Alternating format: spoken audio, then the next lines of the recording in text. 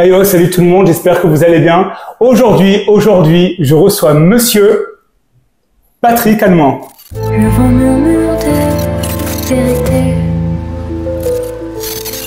sous les branches pliées, fatiguées. Ils veulent que je vende mon âme. Quoi qu'il en soit, je reste fils de Marianne.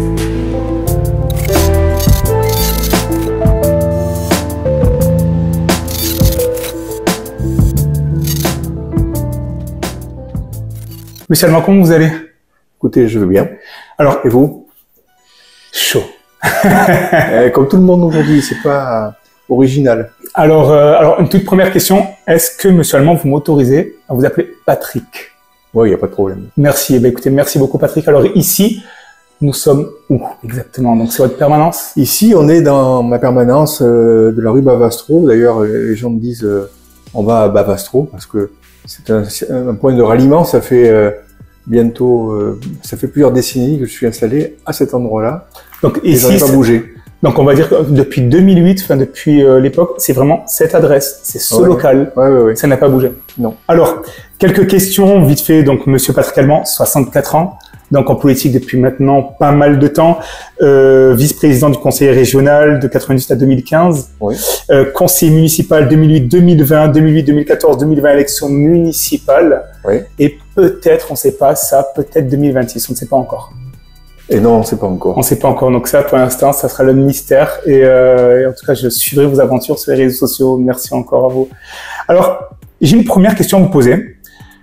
Alors, Patrick, à la vue de ces actes de violence qui frappent la France actuellement lors de la finale du PSG, la fête de la musique et autres, avez-vous peur pour le 14 juillet? Pas spécialement. Enfin, d'ailleurs, j'allais commencer par dire que malheureusement, le 14 juillet, on a déjà donné à Nice un lot tribut au terrorisme. Là, on n'est pas sur du terrorisme. Là, on est sur des bandes qui déferlent des banlieues et qui vont entre guillemets faire la fête, qui en fait cassent et ont parfois des attitudes violentes. Et ça, c'est inquiétant par contre. Et ça, il faut y faire attention parce que il faut pas que ça devienne, j'allais dire, traditionnel à chaque fois qu'il y a un événement important.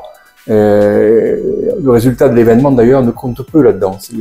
Ceux qui font ça s'en fichent complètement que le Paris Saint-Germain gagne ou ne gagne pas.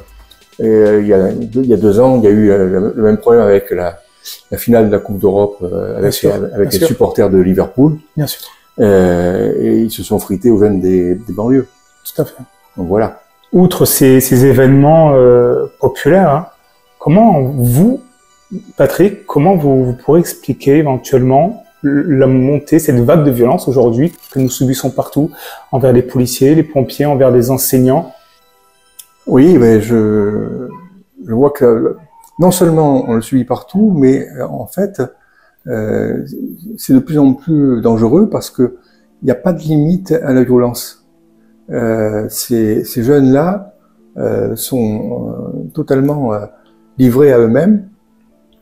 En dehors des pillages et de tout ce qui peut se passer de ce côté-là, il y a quelque chose qui me paraît moi fondamental, c'est l'expression d'un mal-être très profond qui part des banlieues. Je pense que les gens qu'on a mis en banlieue il y a quelques années n'ont pas eu ce à quoi ils auraient eu droit et ce qui leur a été promis. En fait, il n'y a plus de promesses républicaines dans ces banlieues-là. Et ça c'est très important et c'est très inquiétant parce que derrière la promesse républicaine qui n'est pas respectée par l'État, se cache une vague de violence qui est une violence de frustration. Je partage votre avis, oui et non, parce que l'État investit quand même énormément d'argent dans les quartiers. Il y a quand même des grands plans qui sont faits, il y a quand même des milliards qui ont été injectés, c'est-à-dire que moi je viens d'un quartier, et des fois, je vois d'autres quartiers en France dans lesquels, par exemple, le maire d'une commune ou l'État va construire un city-stade ou une bibliothèque, et quelques mois après, on se retrouve avec des incivilités au niveau de ces mêmes bibliothèques, au niveau de ces mêmes stades, Ouais, mais il faut pas... quelque part. Et je pense, je sais pas, si c'est trop facile. Et par contre, au fait de cette terreur politicienne d'il y a 40 ans en arrière, le fait de mettre tout le monde dans des quartiers et fermer ces quartiers en donnant naissance à des pharmacies, en donnant naissance à des boulangeries ou des supermarchés, effectivement, ça, je pense que ça, c'était une énorme erreur d'il y a 40 ans en arrière parce qu'on a créé des ghettos en France. Oui, et c'est d'ailleurs pour ça que sur la ville de Nice, je me bats pour un projet depuis des années et je ne lâcherai jamais.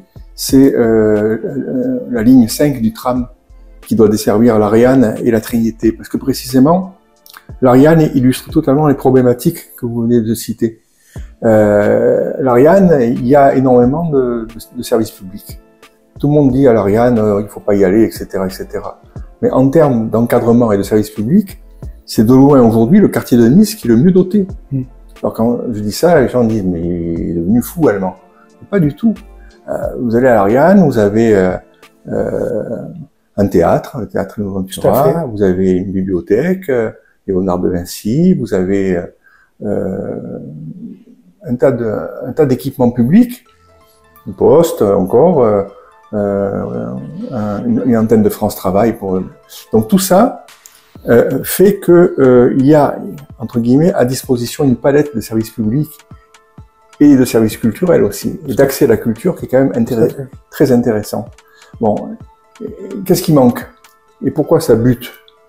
Parce que précisément, on a doté l'Ariane d'équipements très importants, mais on n'a pas actuellement, jusqu'à maintenant en tout cas, optimiser les transports. C'est pas un problème d'optimisation. On n'a pas créé les transports publics actuellement qui soient à la hauteur des besoins et qui permettent de pouvoir désenclaver ce quartier. L'Ariane, c'est un quartier qui est enclavé. L'Ariane, c'est un quartier, lorsque vous y habitez, si vous voulez aller travailler ailleurs, et que vous dites que vous habitez l'Ariane, c'est déjà un handicap au recrutement. C'est tout ça qu'il faut voir. L'Ariane, c'est un quartier où si vous travaillez à l'autre bout de la ville, il faut vous lever à 5 heures du matin parce que précisément, il n'y a pas le tram qui était encore arrivé.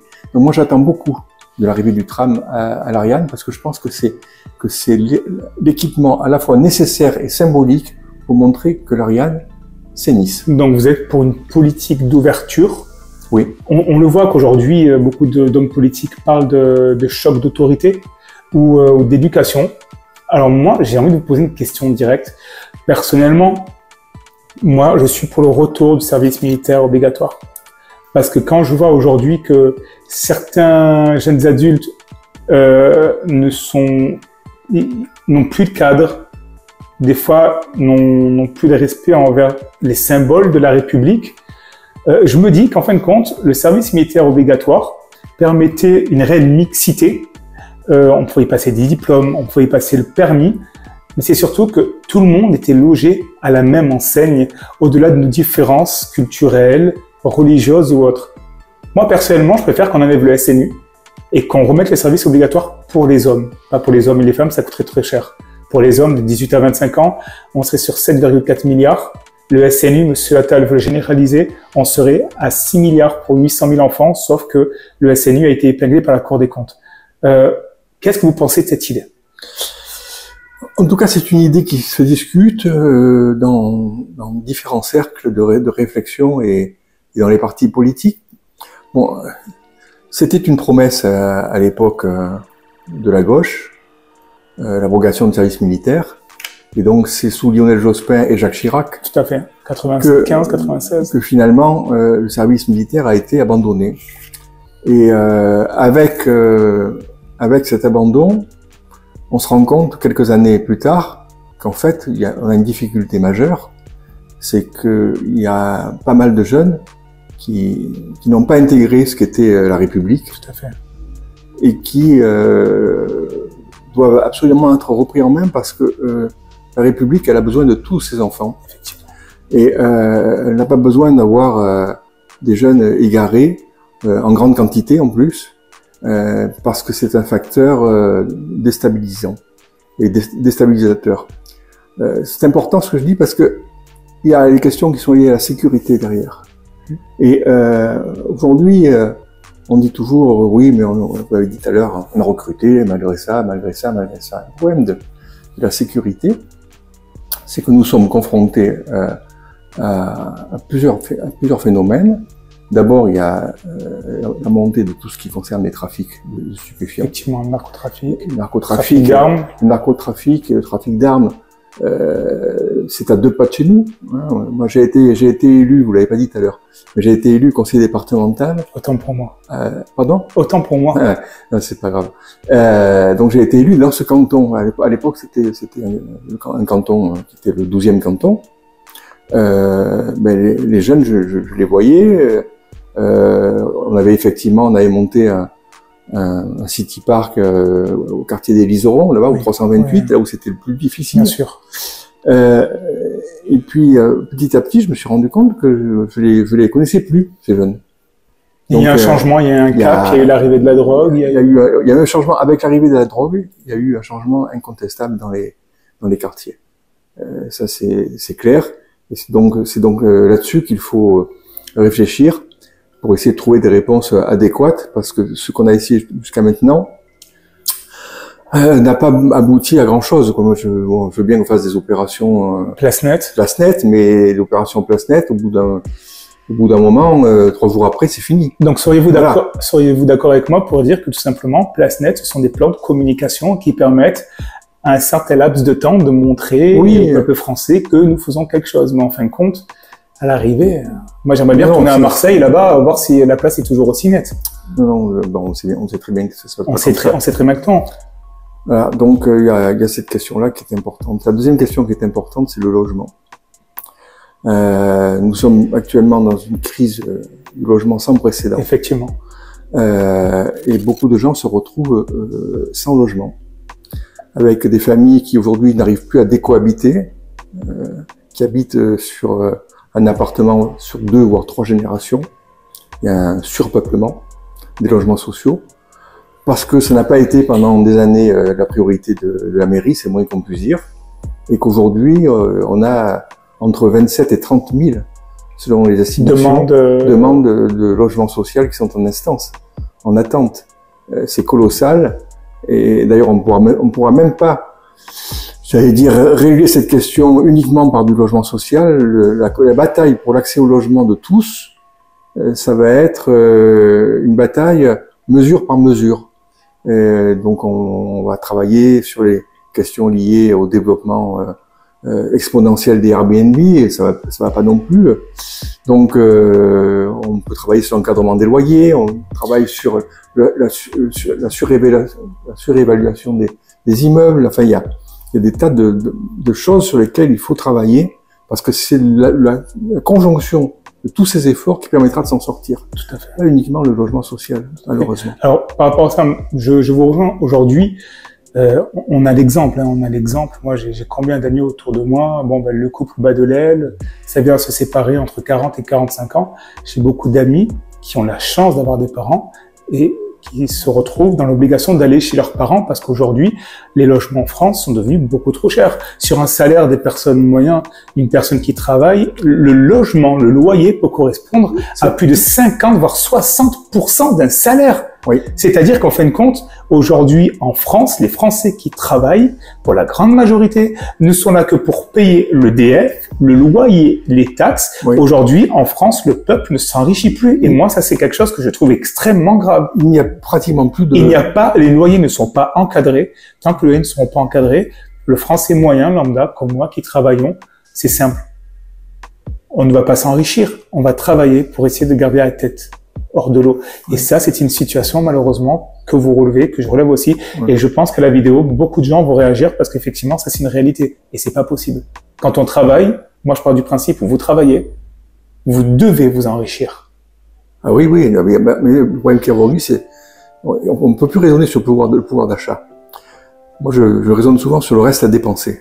Mais qu'est-ce qui reste? C'est ça. Qu'est-ce qui reste une fois que les factures les plus importantes sont passées? Et les factures de base, le logement, le loyer, le gaz, l'électricité, l'essence pour aller au boulot, le téléphone. Et bien sûr, on pense aux courses aussi. Voilà. Aux courses. Donc, c'est le reste à dépenser qui compte. Oui. Et là, on s'aperçoit qu'il y a beaucoup de gens où le reste à dépenser est vraiment pas élevé. Mais c'est même pas beaucoup de gens. C'est qu'en fin de compte, si on fait un audit des personnes comme moi ou autres qui travaillent, je peux vous garantir un truc. c'est que c'est entre 70 et 80% des gens. Et qui plus est, et ça sera bientôt, je suis en train de travailler dessus. Vous savez, je pense à mes frères et sœurs des dom-toms français, comme vous et moi. Eux, là-bas, ils se retrouvent à payer leur caddie 30 à 40% plus cher. En métropole. Et on me dit, on ose venir me dire, oui, mais chaos, c'est à cause du transport. Non. L'égalité commence ici. Ils sont français, comme moi. Ils doivent payer au même prix les aliments et le caddie que moi, je m'achète en France. Ça, c'est une situation qui date depuis des années que nous dénonçons. Hein. On le voit toujours, et puis on le sait parce que dans les quartiers, il y a plein de gens qui sont issus des dom-toms qui résident. Il y a aussi beaucoup de Comoriens qui résident ici. Et ils ont tous des familles là-bas qui sont vraiment dans des difficultés noires, et notamment le fait, depuis les tempêtes, où l'État a fait un effort de mobilisation. L'État, d'un moment, on peut. Mais les efforts sont là. Est-ce qu'on peut faire mieux? On peut toujours faire mieux. Ça suffit pas par rapport à l'étendue des dégâts qu'il y a pu y avoir. Donc, tout ça doit être revu. Effectivement. Et juste pour terminer, par rapport à mes frères et sœurs des dom-toms, parce que je vous dis, ils sont français comme moi, et moi, l'égalité pour moi, c'est quelque chose de très important. Ce qui est en train de se passer, je trouve que c'est dégueulasse pour eux. Et je pense qu'à un certain moment, quand certains supermarchés font des profits à hauteur de certains milliards, je pense qu'à un certain moment, ces milliards-là peuvent être injectés dans le transport, et pour faire en sorte que nos frères et sœurs français au dom-tom paient leur caddie au même prix que moi sur la métropole. Sachant qu'en plus que nous, pour les Français que nous sommes, c'est déjà très cher en métropole. Oui, bien sûr. Alors au niveau des dom-toms, je trouve que c'est catastrophique, et j'espère d'ailleurs que le message passera. Patrick. Oui. Quelques questions. Oui. 1981. 214 000 adhérents au PS. Fin 90, on descend à 120 000. 2006, on remonte à 280 000. Puis ensuite, on connaît la défaite de Ségolène Royal. 2023, 41 000 cotisations. Est-ce que le PS, aujourd'hui, existe et pèse au niveau de l'échiquier politique sur le plan national? Oui. Que pensez-vous du coup de tout ça? Mais moi, je trouve que dans le contexte qu'il y a eu depuis quelques années, le Parti socialiste a vécu une période extrêmement difficile, mais il en sort. Il en sort depuis les élections européennes et les élections législatives anticipées à cause de la dissolution de l'Assemblée. Aujourd'hui, le Parti socialiste est quasiment redevenu au coude à coude le premier parti de la gauche en France, avec la France insoumise. Mais il y a aussi d'autres indicateurs, on va dire, qui démontrent que le parti est reparti. C'est le cas de le dire. C'est-à-dire qu'on a à la fois de nouvelles adhésions, et on a aussi, il faut pas l'oublier, peut-être que parce que nous avons beaucoup de gens à l'extérieur du Parti socialiste, mais qui sont de sensibilité social-démocrate. C'est des gens qu'on cible, c'est des gens qu'on veut ramener entre guillemets à la vieille maison, celle de la social-démocratie. Donc voilà où on en est aujourd'hui, et le congrès qui vient de se dérouler à Nancy a démontré que à la fois on était capable de gérer démocratiquement de véritables sujets de discorde, c'est le cas de le dire, parce qu'on en a quelques-uns. À l'intérieur du parti? À l'intérieur du parti. La preuve, c'est qu'il y a eu 2 candidats, et que Olivier Faure a été reconduit avec à 51,09%. Tout à fait. Donc c'est serré. Ça fait 250 voix au niveau national. Donc il n'y a pas eu de crise. Dans d'autres époques, on aurait pu avoir une crise, on aurait pu entendre hurler à la tricherie, à ceci ou à cela. Non, tout le monde a reconnu les résultats, et ça montre qu'un parti aussi puissant que le Parti socialiste est capable d'organiser une démocratie interne qui est crédible et qui tient la route. Donc moi je suis plutôt sur une dynamique positive pour l'avenir du PS. Oui. Ok, très bien. Cette dynamique, vous la sentez aussi du coup sur le plan local? Sur le plan local, on a eu comme dans toutes les fédérations à peu près, mais on a de nouvelles adhésions. Ouais. Alors, oui, il nous faut travailler absolument, hein, je n'hésite pas à le dire devant votre média. On se dit tout. Il faut vraiment, au contraire, c'est important que la jeunesse entende ça. On a un problème de pyramide des âges au Parti Socialiste, que moi je ne dis pas, je l'assume. C'est-à-dire, parlez-moi un peu de ce problème. On a, c'est-à-dire que l'âge moyen d'un militant socialiste aujourd'hui, il est au-dessus de 50 ans. Oui, mais donc ça veut dire qu'on a un problème qu'on n'a pas réglé, qui est notre adresse et notre dialogue avec la jeunesse. Mais j'ai envie de vous dire, Patrick, c'est pas le problème du PS, c'est le problème de tous les partis politiques, parce qu'aujourd'hui, moi je suis issu du monde du rap, mais j'ai toujours aimé la géopolitique, l'histoire et la politique, donc je m'y intéresse. J'espère que grâce à l'ensemble de cette vidéo, du coup, je vais toucher de plus en plus de personnes, et des jeunes. Mais aujourd'hui, les jeunes, la politique, ça leur parle pas. Ils y croient plus. Ben, c'est ce que je dis. Et là, on a raté quelque chose. Et donc, il n'y a pas de fatalité en politique. Hein. Il n'y a pas de renoncement, ça n'existe pas. Donc, il faut reprendre ce problème à bras le corps. Et on doit absolument rétablir le dialogue avec la jeunesse. Ça, c'est indispensable. Et moi, quand je vois, par exemple, qu'une des premières mesures que prend l'université de Nice cette année pour la rentrée, c'est de supprimer la gratuité des droits d'entrée à l'université pour des étrangers, des étudiants étrangers, je me dis, mais c'est quelqu'un qui est irresponsable. D'abord parce que la France, elle a une puissance formatrice, et parce que la France, elle a une histoire aussi. Elle a un rayonnement international, elle a des universités de qualité. Quand on investit sur un jeune qui est à l'université, demain c'est un cadre, c'est un ingénieur, il pourra rentrer chez lui, redynamiser et ramener son savoir dans son pays d'origine. Il y a plein de choses à faire. Et au lieu d'avoir cette vision-là d'ouverture, de coopération entre les peuples, etc., la seule mesure qu'on trouve à prendre, c'est de supprimer la gratuité des droits d'inscription pour les jeunes étrangers. Moi, je suis très déçu par cette affaire-là et je la combats. Petite question au niveau des élections, Patrick. Oui. Alors, lors des dernières élections législatives, on a tous vu naître certaines fusions, dont la fusion entre le PS et le NFP. Donc le NFP, majoritairement, on a 72% de députés LFI. Alors j'ai deux questions. Est-ce que vous soutenez la LFI?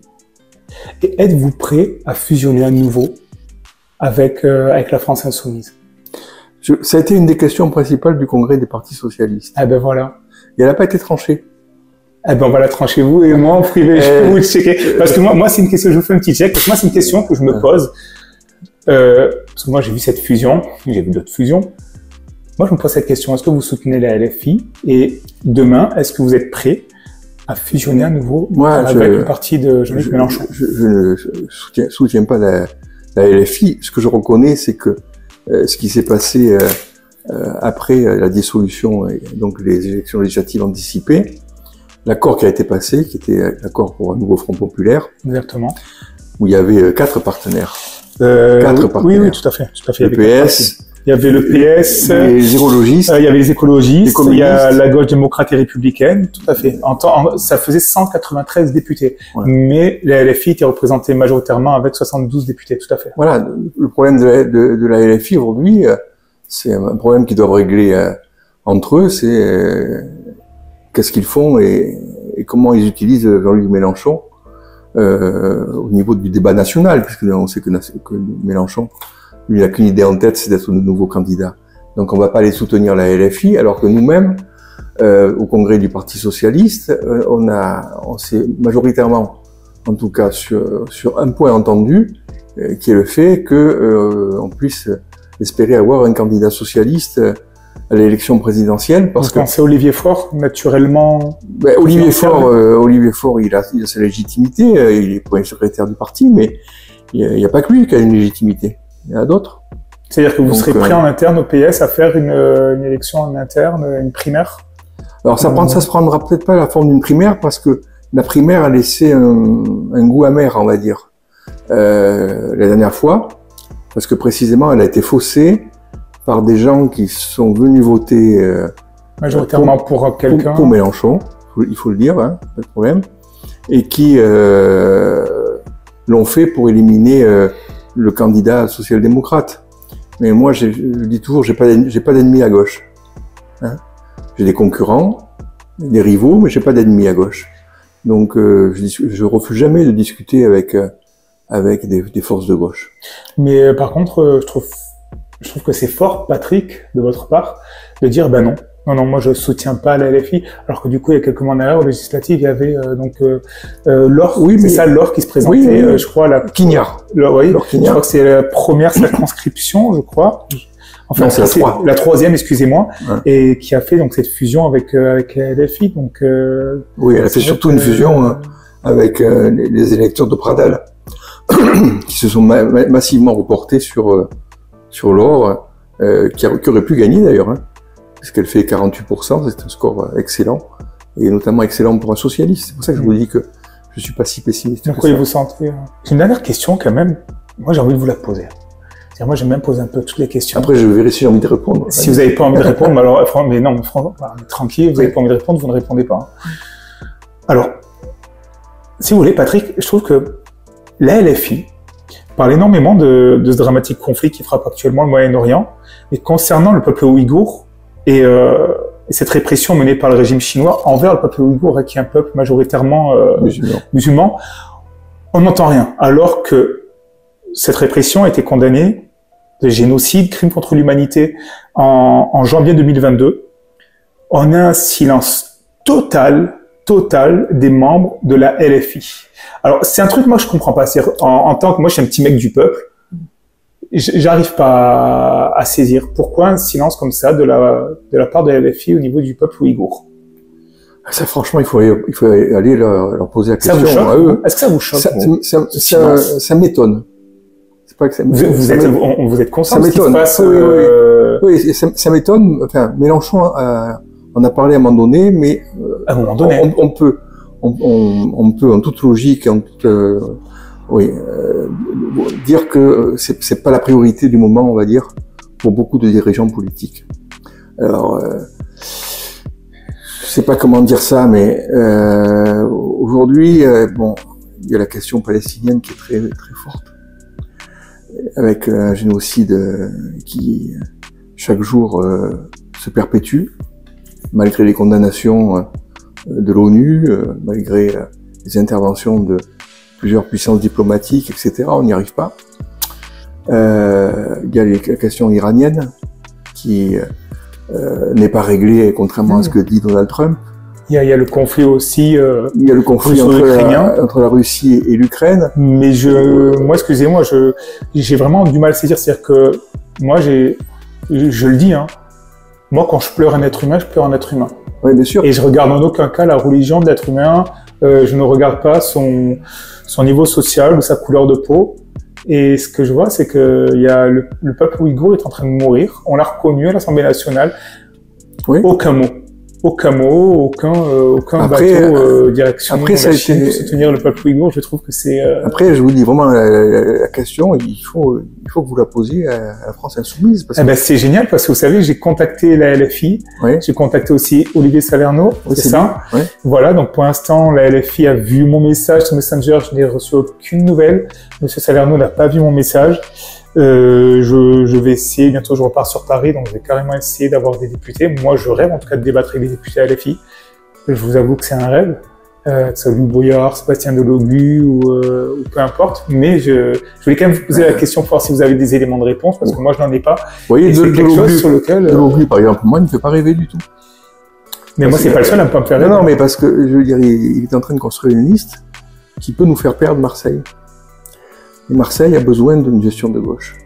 Marseille a eu énormément de mal à se remettre des mandats de Jean-Claude Gaudin, qui n'avait fait aucun effort sur les équipements publics. On s'est retrouvé avec des immeubles qui se sont effondrés par la vétusté.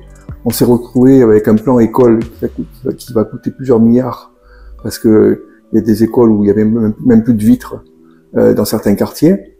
Donc voilà ce que peut faire la droite en termes de dépenses publiques.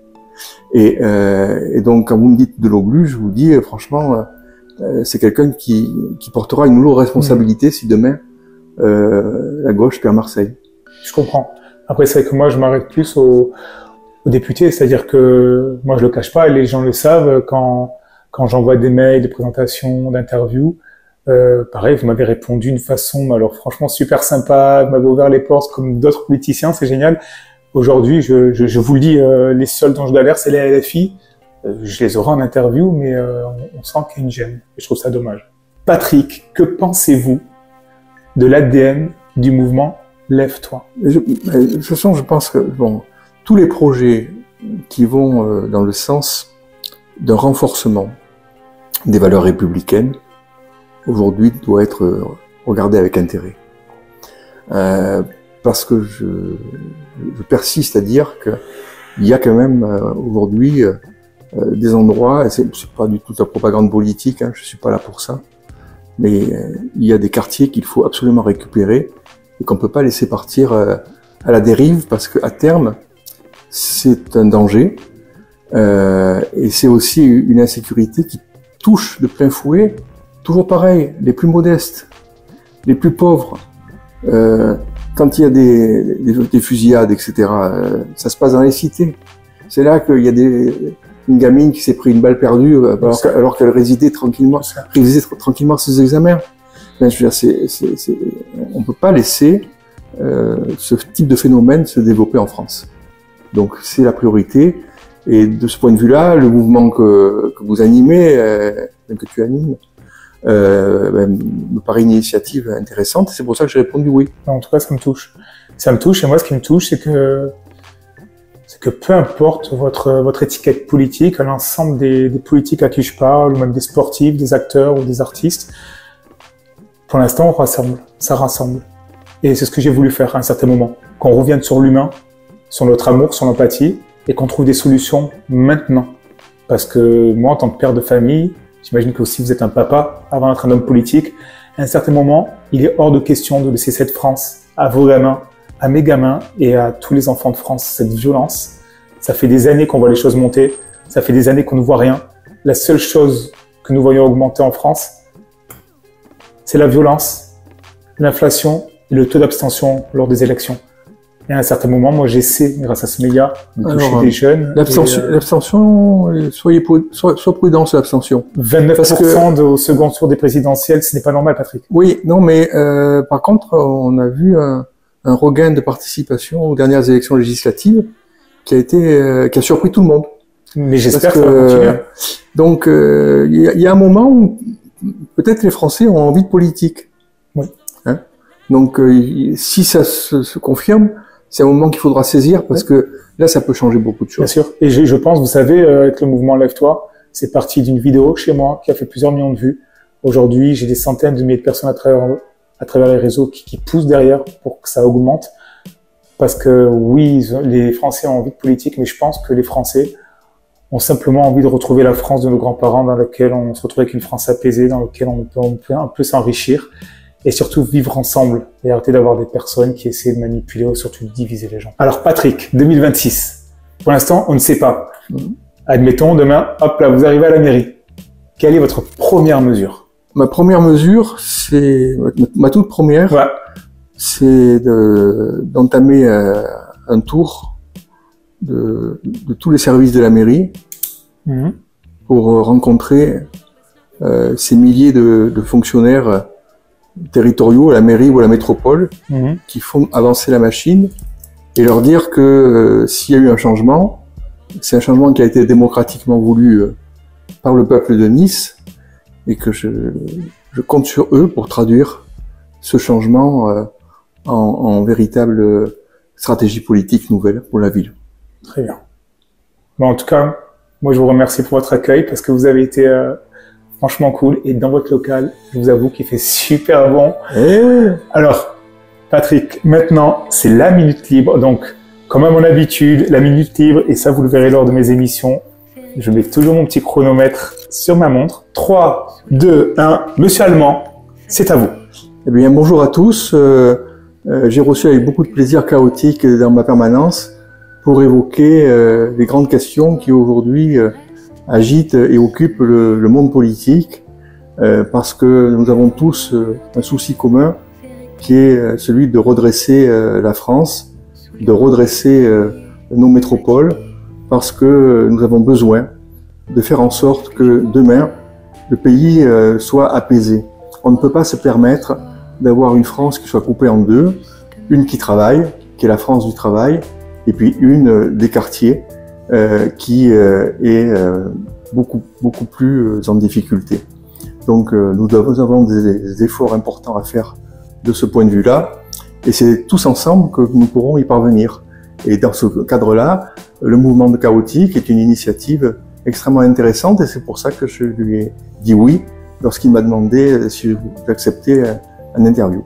Et bien voilà, alors regardez, Patrick, 1 minute, on est dans les temps. Ouais. En tout cas, moi, je vous fais encore un check. Je vous remercie pour votre accueil. C'était KO en direct de la permanence de Monsieur Patrick Allemand, chef de file du Parti Socialiste à Nice. Moi, je remercie l'ensemble de mes invités, issus du monde artistique, associatif, et également politique, de m'ouvrir les portes. Je trouve ces débats très intéressants. Rendez-vous pour le prochain épisode. Patrick, je vous remercie et Issa Nissa. Issa Nissa.